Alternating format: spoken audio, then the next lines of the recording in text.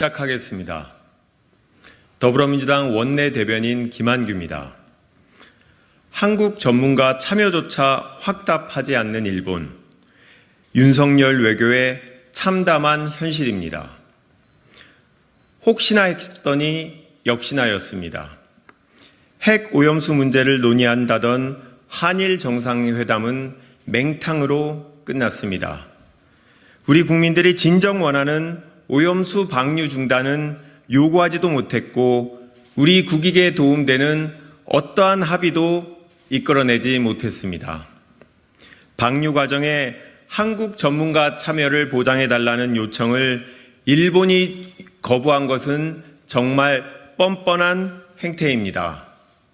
인접한 국가의 불안을 해소해야겠다는 생각조차 없는 것 같습니다.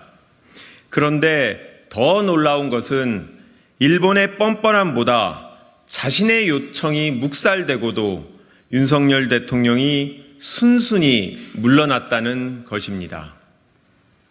이런 기본적이고 당연한 요구조차 사전에 실무선에서 합의하지 못했습니다. 사전 합의도 없이 윤석열 대통령이 요구하고 공개적으로 거절당한 참담한 외교력이 더 충격적입니다. 한편 대통령이 존중한다던 IAEA는 방류의 결정과 책임은 일본 정부의 몫이라며 책임지지 않겠다는 입장을 고수하고 있습니다. 심지어 다양한 고장 사례들에도 불구하고 다핵종 제거 설비 성능에 대한 검증도 필요 없다고 합니다. 대통령이 묻지도 따지지도 않고 믿었던 일본과 IAEA에서 외면당했다면 이제 그만 현실을 직시하고 대응 방향을 전환해야 합니다. 반복되는 호구 외교의 고리를 끊어내는 방법은 국민들의 요구를 먼저 생각하는 것뿐입니다. 윤석열 대통령은 지금이라도 압도적인 국민들의 반대를 지렛대 삼아서 일본 정부에 국민의 뜻을 당당히 전달해야 합니다. 현재까지 우리나라는 명분과 실리 중 그 무엇도 얻어내지 못했습니다. 우리는 이렇게 끝낼 수는 없습니다.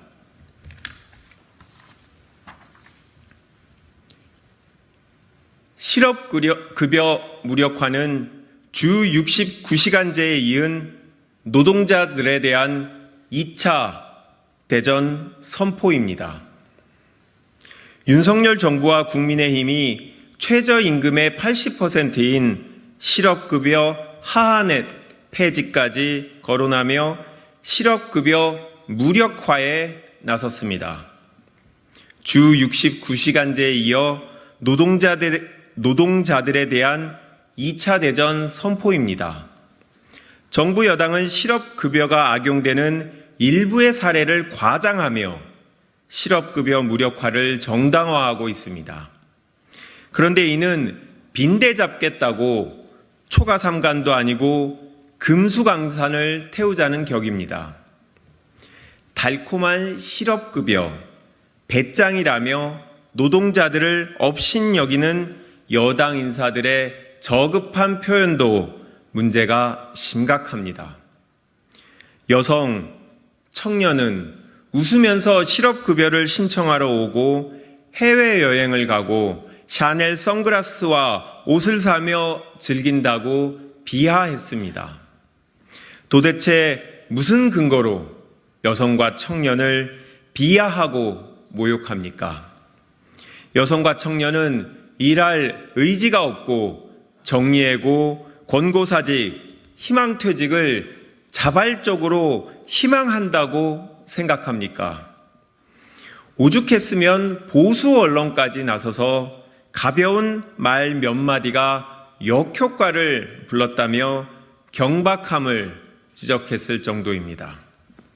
그간 대통령을 비롯한 정부 여당 인사들의 발언과 행태를 보면 직장에서 도망칠 수 없도록 족쇄를 채우고 주 69시간 일만 하며 삶의 의욕이 사라진 세상을 꿈꾸고 있는 것은 아닌지 의심됩니다. 정부 여당은 실업급여와 같은 유치하고 모욕적인 선동 대신 실직자의 생계 유지와 같은 사회 안전망으로서의 실업급여의 의미를 다시 한번 생각해 보십시오. 이상입니다. 감사합니다.